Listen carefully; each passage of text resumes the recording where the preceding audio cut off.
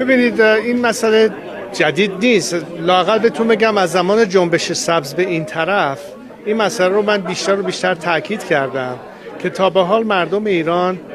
خیلی عامیانه بگم سرشون بی‌کلاه مونده بود، چون دنیا فکر می‌کرد که یا بایستی دیپلماسی رو استفاده کنیم یا اگه این کار نکنه بایستی یه حمله نظامی به این یا اون کشور بکنیم،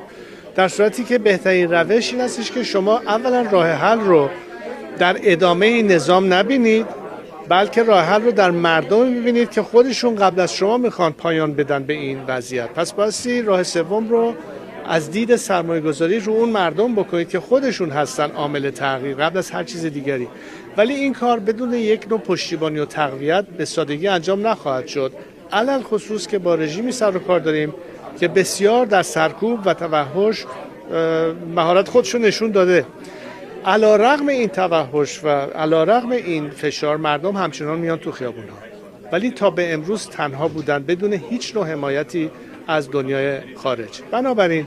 اگه ما بخوایم اتفاقاً باز نیفتادیم تو این دست انداز خب دیپلماسی کار نمیکنه، حمله نظامی، بایستی راه سوم رو اتخاذ بکنن و اونم تقویت خود مردم ایران هست و راهاش هم البته امروز شنیدید خیلی راه متفاوتی هست و این انتظاری است که همیهنانمون دارن. دیگه به چه زبونی به دنیا بگن که ما مثل شما فکر میکنیم برخلاف این نظام که با شما ضدیت کامل داره، ما هستیم راه حل شما.